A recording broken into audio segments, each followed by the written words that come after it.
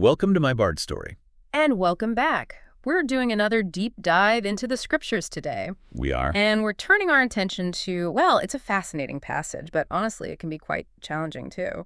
Right near the beginning of Genesis. Which part are we looking at? We're zooming in on chapter 4, specifically verses 17 through 24. Ah, okay. That's the section our study note calls the line of Cain. And, well, it pretty much does what it says on the tin, doesn't it? It does. It traces that whole lineage that develops, outside the immediate sense of God's favor. Starts with Cain, goes through his descendants. And builds up to that really infamous figure, Lamech, and his song. Right, the song. Exactly.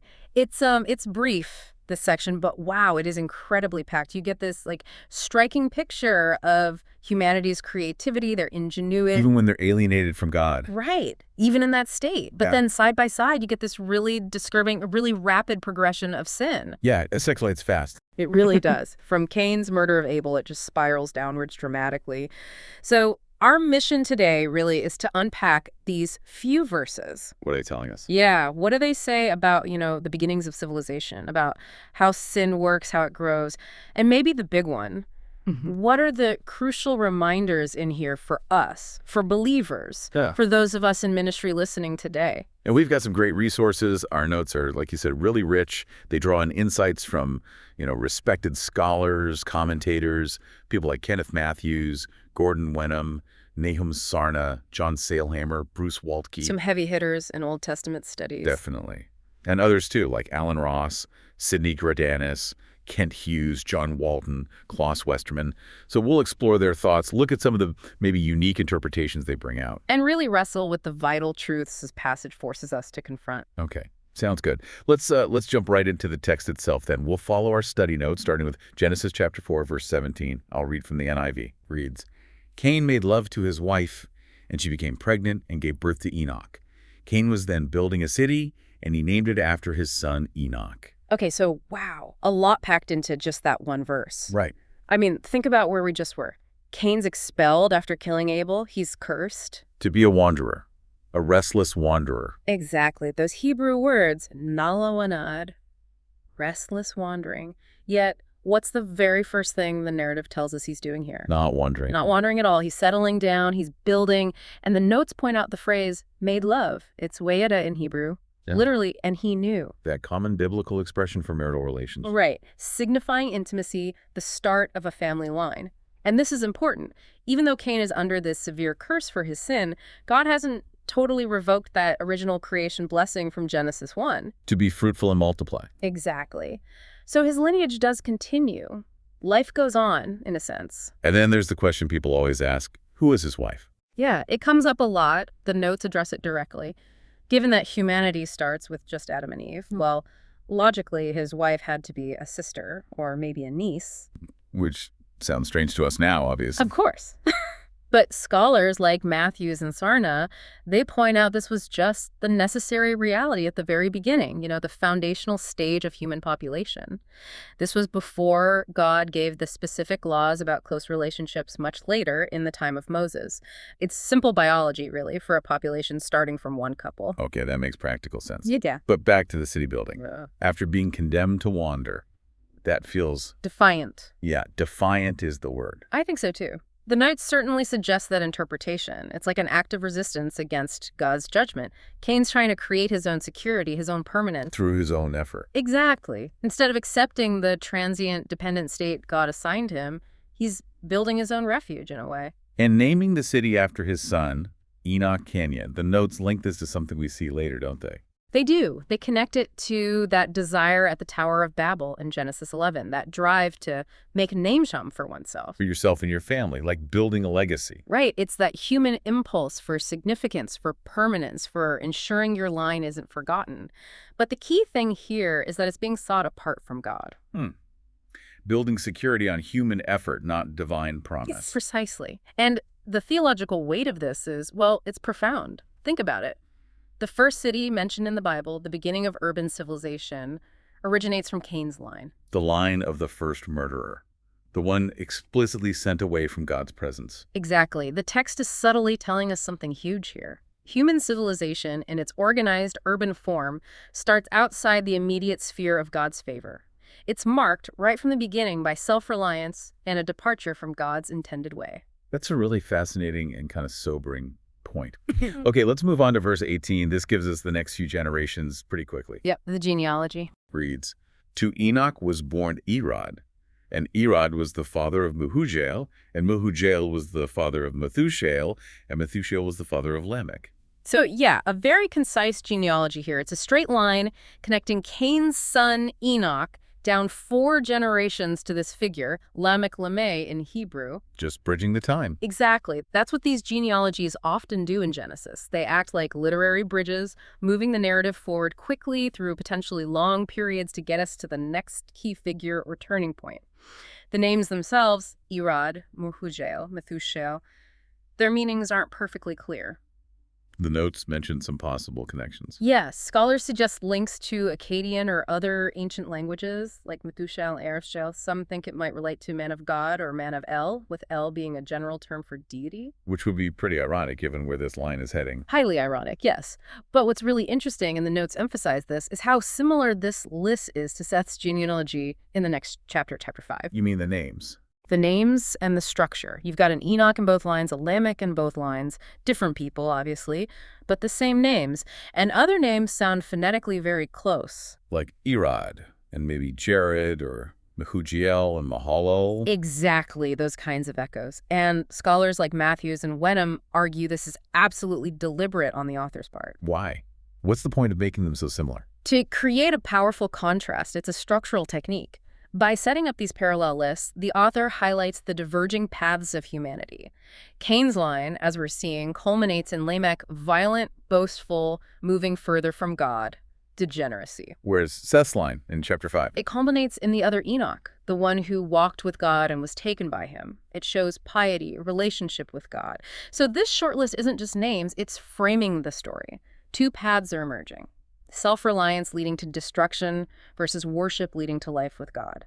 It rapidly gets us to Lamech, who's kind of the negative climax here. Okay, that structural point is really helpful. And verse 19 introduces Lamech with a really significant action. Yes, it does. Reads, "Lamech married 2 women, one named Ada and the other Zillah." Boom, right there.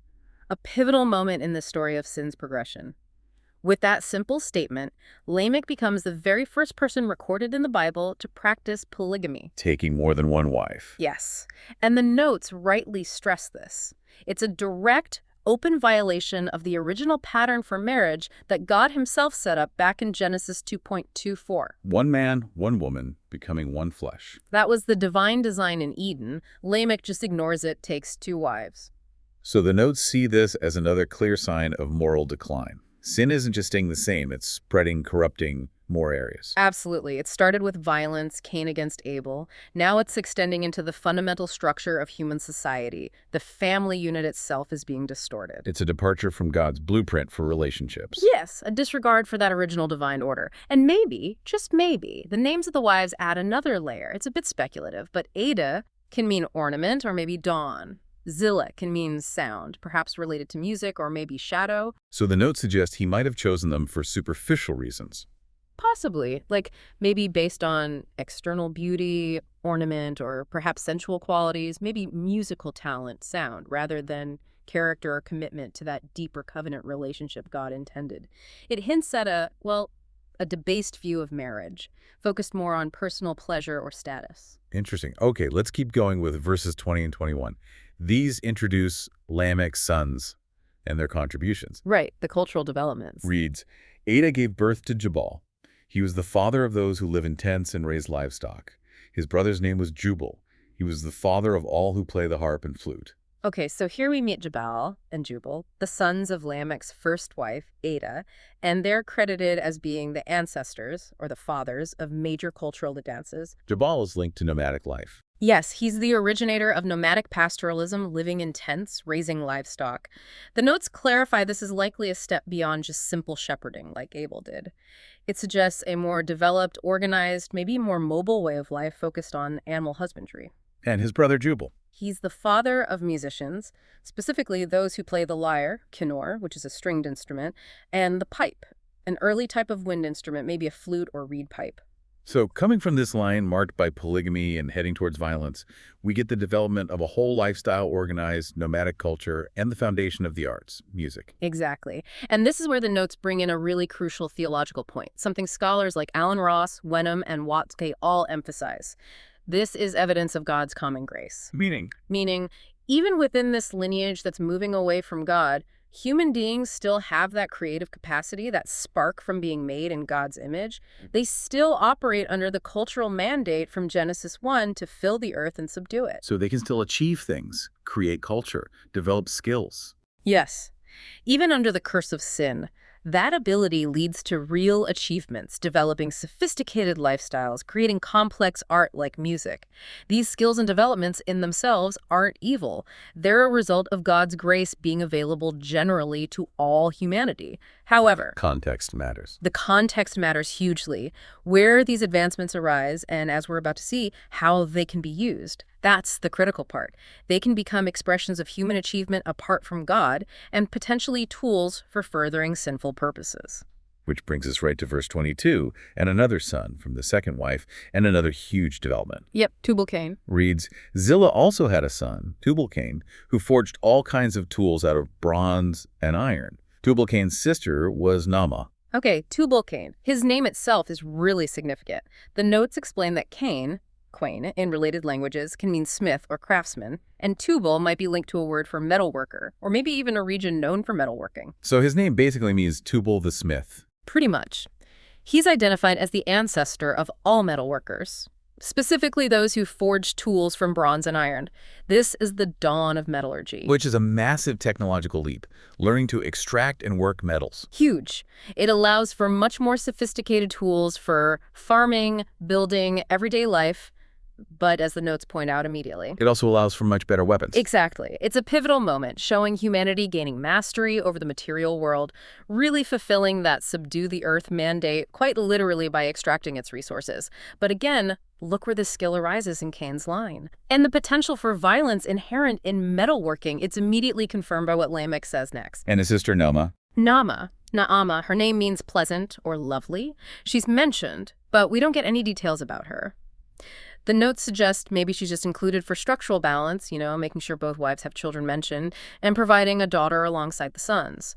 But the key thing is the timing. This powerful technology, metalworking, appears right before Lamech's violent boast. It strongly suggests a link between developing technology and the escalating pride and destructive capacity of this lineage. And that leads us right into the climax, verses 23 and 24. Lamech's song. It's pretty chilling. It really is. Reads, Lamech said to his wives, Ada and Zillah, listen to me. Wives of Lamech, hear my words.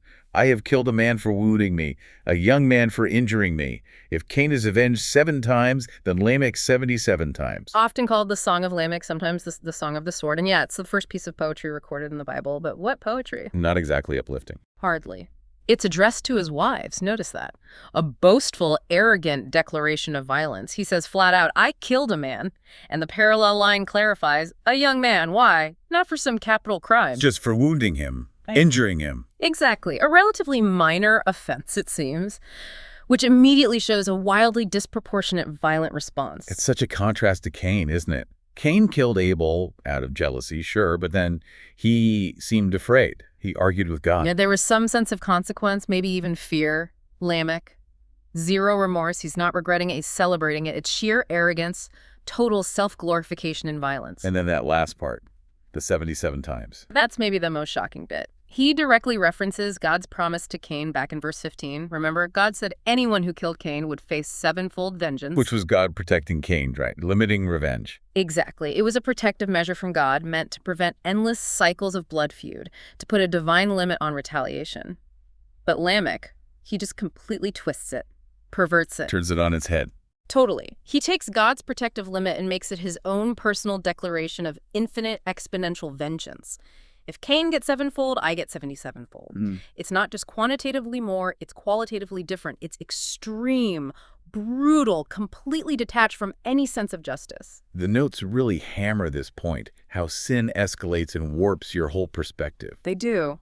Lamech isn't looking to God for protection anymore, not even in the flawed way Cain did. He's relying entirely on his own power, his own might, and almost certainly the better weapons his son Tubal-Cain is forging. That's his security now.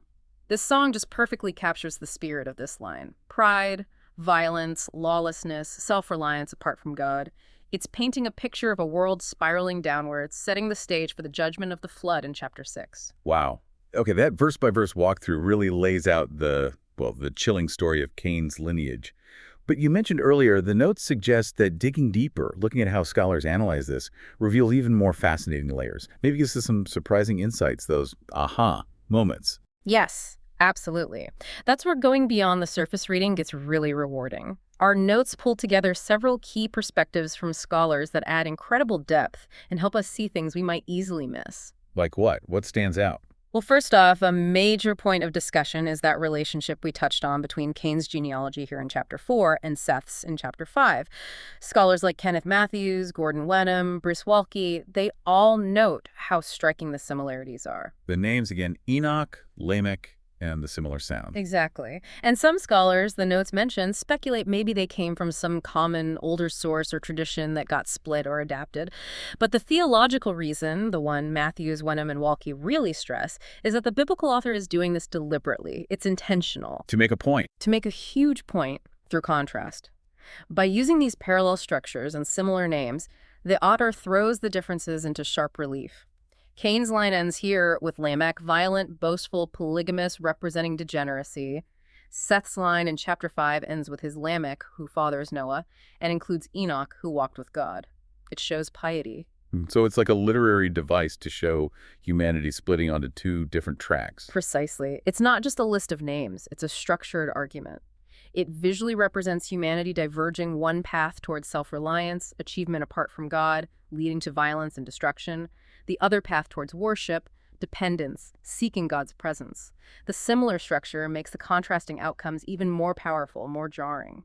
That makes a lot of sense. It really highlights the choices and consequences. What about Lamech's song itself? You mentioned its poetry, the first in the Bible. Is there more to understand about its form or maybe its cultural background? Yes, definitely.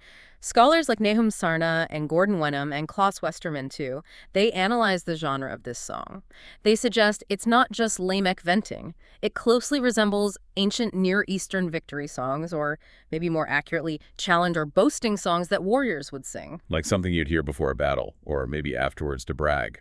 Exactly. Its purpose seems public, meant to intimidate rivals, assert dominance, boast about your own invincibility and ruthlessness.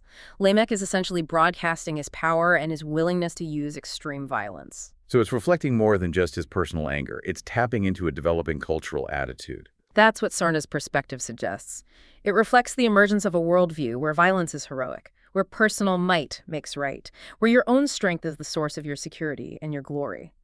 Lamech takes God's specific, limited protection for Cain, the sevenfold vengeance, and twists it into a self-proclaimed right to unlimited, disproportionate personal revenge, the 77-fold. It shows a society moving away from divine justice or even basic fairness towards rules based entirely on force, and who has the power to inflict the most pain. Okay, and what about the civilization aspect? The cities, the music, the metalworking.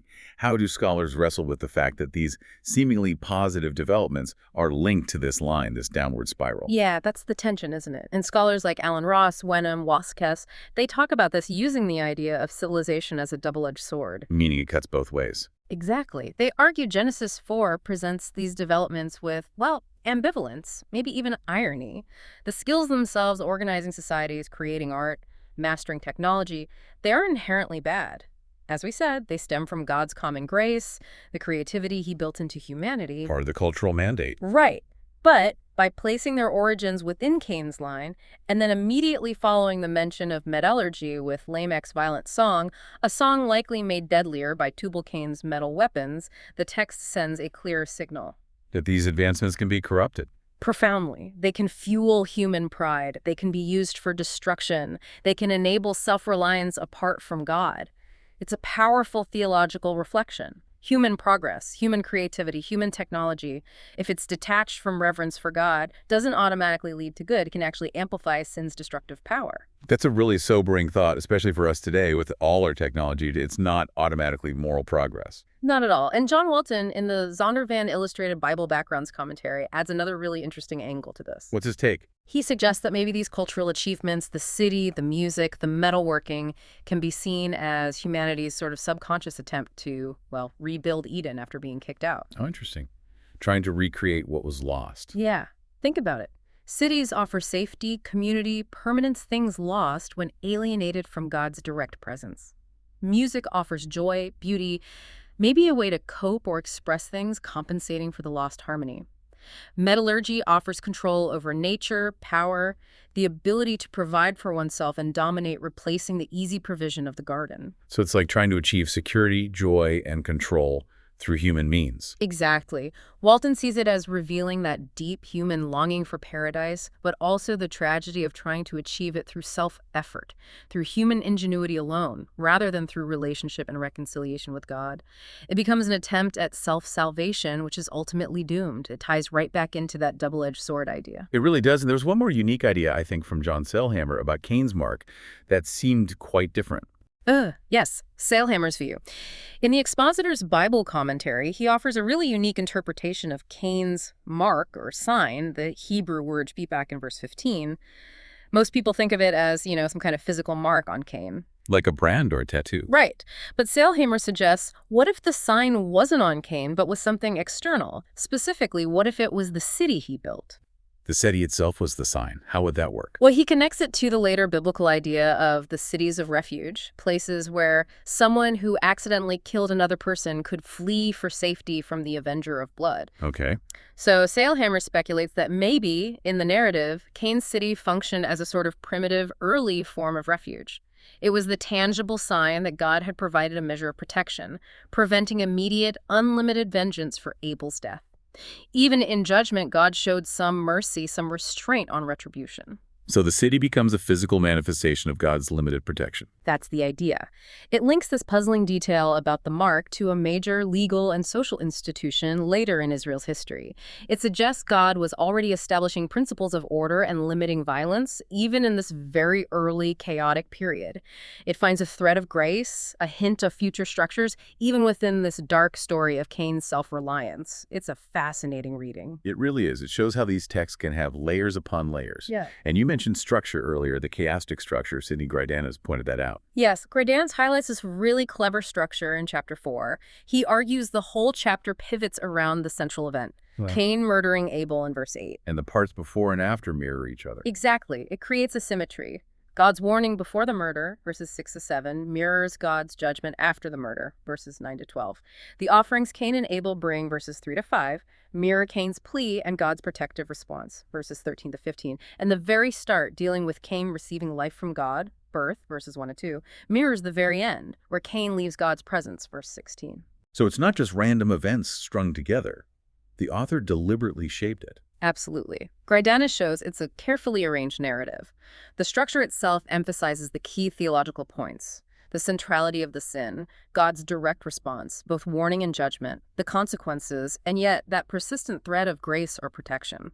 Bruce Waltke also emphasizes this kind of structural artistry, especially comparing the parallel structures of chapter 4 and 5, noting those contrasting climaxes in the seventh generation, Lamech versus Enoch. It just shows how much literary and theological depth is packed into these ancient narratives.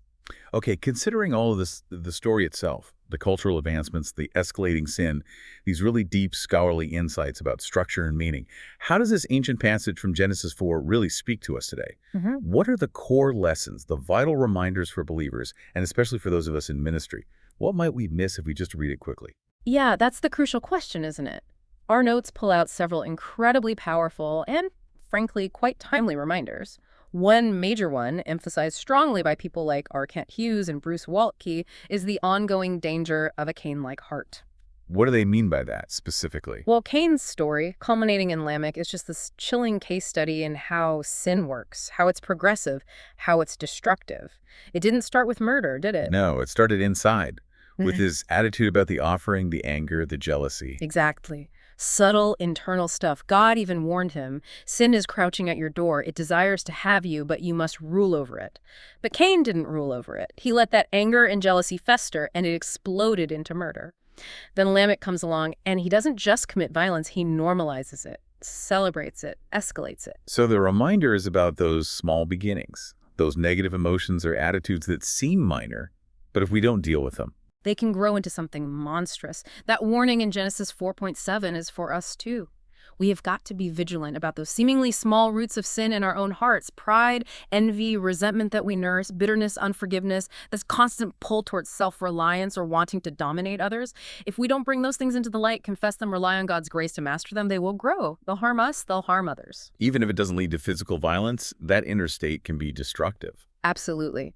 That Cain-like heart can manifest in broken relationships, harsh words, manipulation, deep-seated bitterness, spiritual deadness.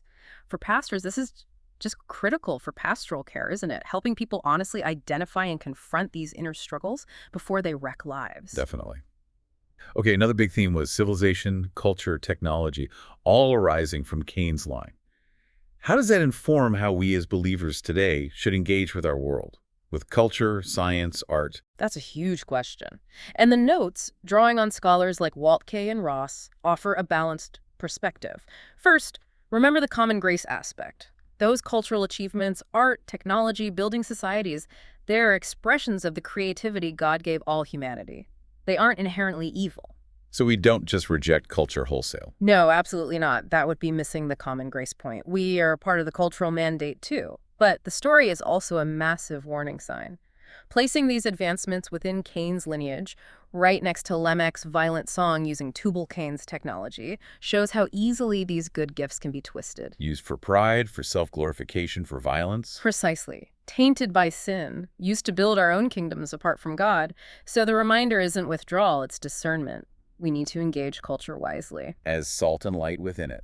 Exactly. Appreciate the good, the true, the beautiful that reflects God's grace, but also be critically aware. Does this piece of culture, this technology, this societal trend promote pride, violence, selfishness, values contrary to God's kingdom? We're called to redeem our gifts, use technology responsibly, engage with arts thoughtfully, all for God's glory and the good of others, not just build our own towers of Babel. That requires real wisdom and constant checking of our own hearts. It really does, especially in ministry. How do we use social media? How do we engage with contemporary issues? How do we relate to the arts? It's about discerning engagement, not just passive acceptance or blanket rejection. Okay, another point the notes highlighted was Lamech's polygamy, the first instance in the Bible. What's the takeaway there? Kenneth Matthews particularly points this out. Lamech taking 2 wives is the first clear break from God's original design in Genesis 2.24, 1 man, 1 woman, 1 flesh. And the narrative deliberately places this violation right in the middle of this story of escalating violence and pride. Suggesting a connection. It strongly suggests a deep link between the corruption of the family unit and the decay of society as a whole. When that foundational relationship, marriage as God designed it, is undermined, when family life is driven by selfish desire or pride or conflict, It shakes everything else. it erodes the bedrock. So the reminder for us today is just how vital it is to uphold, nurture, and live out God's design for marriage and family. That commitment to covenant love, faithfulness, mutual respect, self-giving, it's profoundly countercultural. It's a form of witness in itself. A powerful one. In a world with so much brokenness in relationships, living out healthy, God-honoring family life is crucial. And for pastors, this means robust teaching, compassionate support for struggling families, and modeling that faithfulness. The health of the family impacts the health of the church and the community. Definitely. Okay, one last major contrast the notes drew. Cain building his city, Lamech relying on violence, versus Seth's line starting to call on the name of the Lord. What's the core reminder there about where we find our security? This really gets to the heart of it, something Nahum Sarna and others highlight. Look at the responses to insecurity or threat. Cain responds by building walls, creating his own physical security. Lamech responds with overwhelming force, relying on his own might and weapons. Both are human attempts to control things, right? To find safety when feeling alienated from God. Exactly. They represent seeking security in things we can build, cities, wealth, things we can achieve, reputation, status, or our own power, strength, weapons, self-reliance. But the narrative deliberately contrasts this with the other path. Seth's descendants, calling on the name of the Lord. That short phrase at the end of chapter 4, verse 26, is incredibly significant. It points to the true source of hope, safety, protection, significance. It's not in our accomplishments, our possessions, our power. It's solely in God's presence, his faithfulness, and turning to him independent worship. So the question for us is, when we feel insecure, afraid, threatened, where do we turn first? Yeah. Do we react like Cain and Lamech? Scramble to build our own defenses, grab for more control, assert our own strength, polish our reputation? Or do we instinctively turn to God, like Seth's line began to do? Do we call on his name, finding our refuge in him? That's a fundamental question for every believer. Absolutely. And especially for leaders in ministry. It's so easy, isn't it, to start finding our security in the minister's success, the numbers, the budget, the influence, the programs, rather than resting completely in God himself. This passage challenges us to ask, where is our ultimate trust? Where are we leading people to place their trust? Is it in human structures and efforts or in the living God? So just to quickly recap our deep dive into Genesis 4.1724. Okay. We saw this passage tracing the very first steps of human civilization cities popping up. Specialized jobs like nomadic herding, the birth of arts like music, and that huge leap into metalworking. Right. But, and this is the key, all these developments happen within the context of Cain's lineage, a line that's rapidly spiraling deeper into sin. It goes from Cain's initial jealousy and murder, All the way to Lamech's arrogant, boastful, excessive violence, plus his rejection of God's marriage plan through polygamy. and we explored how scholars help us see the author's deliberate craft here, those structural parallels between Cain's line and Seth's line in the next chapter. It's designed to starkly contrast two diverging paths for humanity, One path of alienation, self-reliance, and destruction. and the other of turning towards God in worship. We also talked about that tricky concept of human creativity and technology, how it's a gift of God's common grace, but tragically, when it's separated from reverence for him, it can be twisted. Used for self-glorification, pride, and making destruction even worse. Exactly. And finally, we landed on those really powerful reminders for us today. Yeah, the need to watch our own hearts, to deal with those subtle roots of sin like anger and jealousy before they grow. The call to engage culture and technology wisely, not rejecting it, but discerningly, redemptively, watching out for pride and violence. The foundational importance of healthy, God-honoring families as a witness to God's design. And the ultimate truth. Our real security, our real significance, it doesn't come from building our own cities or relying on our own strength, but from calling on the name of the Lord. As we wrap up this deep dive, here's something maybe to reflect on, particularly for pastors, for leaders, for anyone involved in serving God's people. Thinking about Cain building his city for security and Lamech trusting his own power, how might that same temptation, the lure to build our own city or rely on our own strength for security and significance, how might that show up in the way we approach ministry or church life today? That's such a crucial and maybe uncomfortable question for us to sit with, isn't it? Because it cuts close to home for anyone in leadership. When we look at Cain and Lamech through that lens, well, it forces some honest self-examination. Could it look like maybe prioritizing numerical growth or financial metrics or program visibility as the main signs of a successful church, perhaps subtly shifting our dependence away from God's work onto our strategies? Could it manifest in relying more on, say, leadership techniques or communication skills or clever planning than on the actual power of the Holy Spirit and humble, persistent prayer? Or maybe it's more personal, seeking our core sense of worth and security from ministry wins, from recognition by others, from feeling competent and in control, rather than finding it deeply rooted in our identity in Christ alone, regardless of external results. The shadow of Cain's city and Lamech's boast challenges us to really ask, what are we truly building on? Where does our confidence ultimately lie? And are we leading God's people to find their security in him or in the structures and efforts we create? It's a searching question for ministry in our time. Thank you for joining us for this deep dive into Genesis chapter 4, verses 17 through 24. Yeah, we really hope this exploration has been, well, enriching, maybe challenging in a good way, and thought-provoking as you continue to study God's word and serve his people. Until next time, may you continue to seek wisdom, understanding, and that faithful dependence on the Lord in everything you do.